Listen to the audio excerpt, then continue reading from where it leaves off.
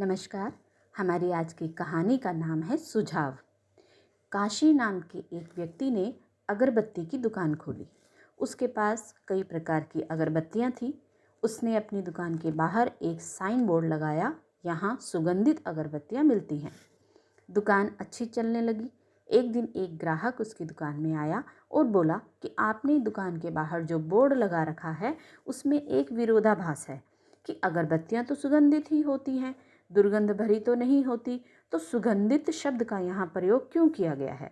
उसकी बात को उचित मानकर काशी ने सुगंधित शब्द बोर्ड से हटा दिया और अब वहाँ लिखा था, यहाँ अगरबत्तियाँ मिलती हैं। कुछ समय बाद एक दूसरा ग्राहक आया और बोला, आपकी दुकान के बोर्ड पर यहाँ शब्द क्यों लिखा गया है? दुकान जब यहीं पर है तो यहाँ शब्द लिखना निरर्थक है। काशी को उसकी बात भी सही लगी। उसने यहाँ शब्द भी हटवा दिया। अब बोर्ड पर लिखा था, अगरबत्तियाँ मिलती हैं। कुछ समय बाद काशी को फिर से एक परामर्श मिला कि अगरबत्तियाँ मिलती हैं, इसको लिखने का क्या अर्थ है? केवल अगरबत्ती शब्द ही पर्याप्त है। अब बोर्ड पर केवल एक ही शब्द रह गया, अगरबत्ती। विडंबना देखिए, एक शिक्षक ग्राहक बनकर उसकी दुकान में आए और अपना ज्ञान दे मारा कि दुकान जब मात्र अगरबत्तियों की ही है तो बोर्ड लगाने का क्या लाभ।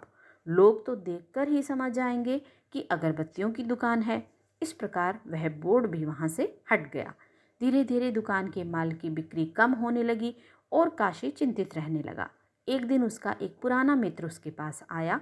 वे दोनों वर्षों के बाद एक दूसरे से मिल रहे थे। उससे काशी की चिंता छिपी न रह सकी और पूछने पर उसे दुकान की मंदी का पता चला। काशी के मित्र ने ध्यान से सब कुछ सुना, देखा और समझ लिया और काशी से कहा, तुम तो बिल्कुल मूर्ख हो। इतनी बड़ी दुकान खोल ली और बाहर एक बोर्ड तक नहीं लगाया कि यहाँ सुगंधित अगरबत्तियाँ मिलती हैं।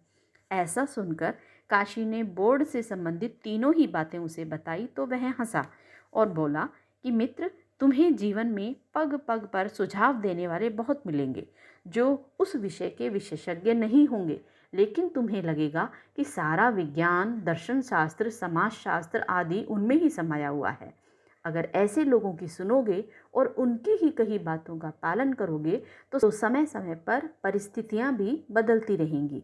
इसलिए किसी भी विषय या किसी समस्या के निराकरण के लिए उससे संबंधित विशेषज्ञों की सुनो जरूर और अपने अंतर्मन से समझकर उस पर अमल करो, क्योंकि आपको आपसे अधिक कोई नहीं जानता। तो ये थी हमारी आज की कहानी। कहानी कैसी लगी कमेंट करके ज़रूर बताएं। यदि आपने अभी तक मेरे चैनल को सब्सक्राइब नहीं किया है तो प्लीज़ मेरे चैनल को लाइक, सब्सक्राइब और शेयर ज़रूर करें। फिर मिलेंगे, तब तक के लिए आपका दिन शुभ।